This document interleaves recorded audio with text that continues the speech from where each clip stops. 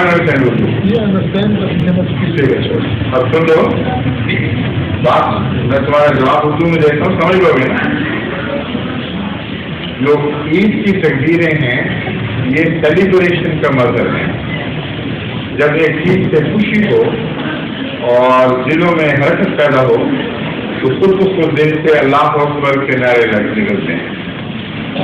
اب یہاں ہمارے جلسے کے دوران جرمنی کی جماعت جو زور سے نعرہ تقدیر اللہ اکبر کرتی ہے وہ تو بے ساتھ بغیر گنے نعرے لگاتی ہے. ٹھیک ہے, اس سے پتہ چلتا ہے کہ انسانی فطرت میں ہے جب کسی چیز پر ایکسائٹ ہو اور لطف آئے تو اپنے محبوب کا ذکر بلند کرتی ہے.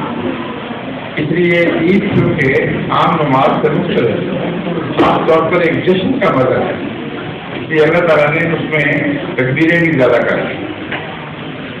پہلی رکعت میں زیادہ تکبیریں اس لیے ہیں کہ وہاں اور تکبیر ہوتی نہیں کہ لوگوں کو پتہ چلے کہ نماز پڑھی ہونے لگی.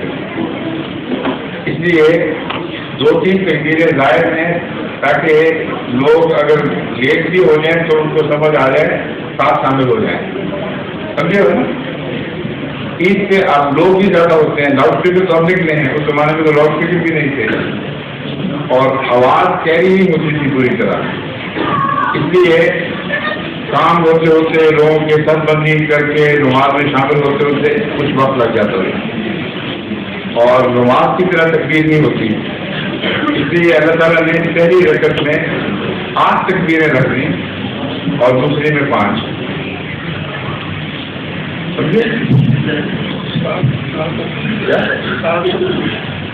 نہیں, پہلی تکبیر سمیت جو 6 تکبیریں نہیں دوسری ہیں ان کو میں اس لیے 6 نہیں کہہ رہا, وہ زمین سے اس کے وقت کی تکبیر ہے. جو 8 تکبیریں ان میں پہلی تکبیر بھی پہلے میں ساتھ شامل ہے. ظہور مہدی آخر